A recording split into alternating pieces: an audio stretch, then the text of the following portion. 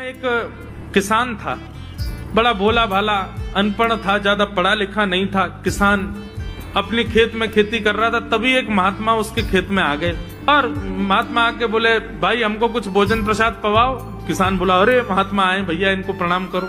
किसान ने उनको प्रणाम किया, प्रणाम करके महाराज उनको भोजन प्रसाद पवाया।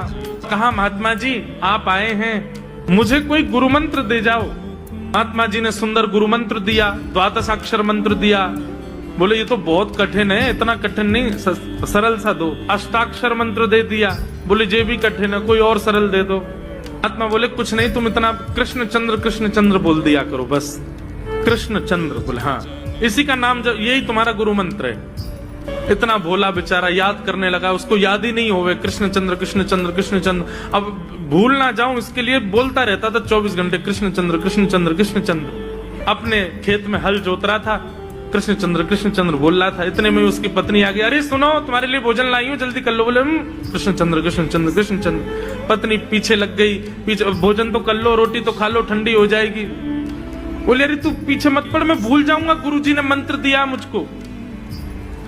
पत्नी बोली, अच्छा एक काम करो, आप भोजन कर आओ, तब तक आपके नाम को मैं रट लेती हूँ, मैं उसको संभाल लूंगी, पर जैसे आप आओगे फिर आपको सुना दूंगी, आप कर लेना। वो ठीक है।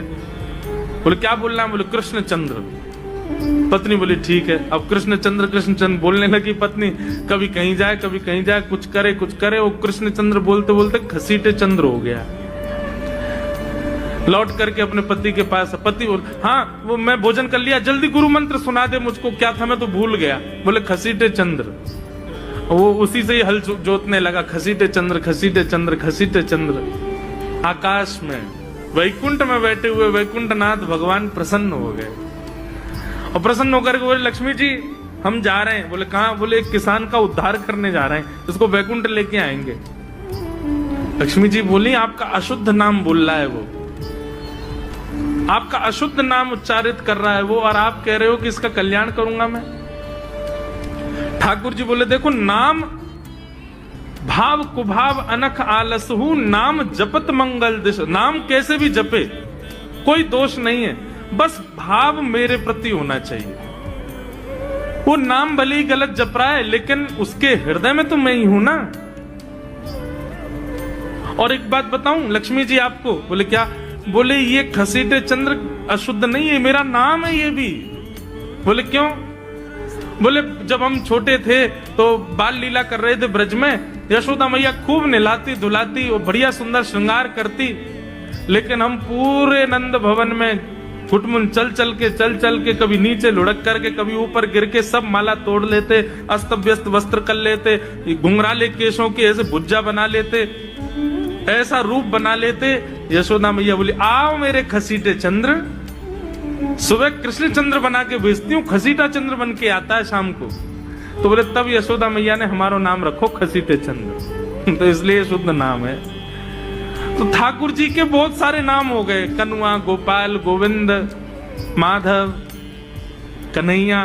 यशोदा जी का प्रिय नाम है कन्हैया। मैया लाल जी को इसी नाम से पुकारती है। ठाकुर जी अब धीरे धीरे 3.5 वर्ष के हो गए, और जैसे ही 3.5 वर्ष के भय महाराज, मानो जैसे उनके शरीर में स्प्रिंग एक्टिवेट हो गई हो। इतना ऊधम मचाते हैं, पूरी गोकुल की नाक में दम कर रखा ठाकुर जी ने। यशोदा मैया ने लाल जी को नूपुर पहना रखे। सवेरे जैसे ही ठाकुर जी उठते हैं, नूपुरों की आवाज आती है तो यशोदा मैया तुरंत रसोई घर से दौड़ के जाती है लाला के पास। लेकिन ठाकुर जी इतने चतुर हैं, यमुना तट पर जाते हैं और नूपुरों में बालू भर लाते हैं कि कल नूपुर आवाज नहीं करेंगे, सुबह उठ के हम घर से भाग जाएंगे कहीं और, मैया को पता ही ना चलेगी। ऐसा उधम मचा में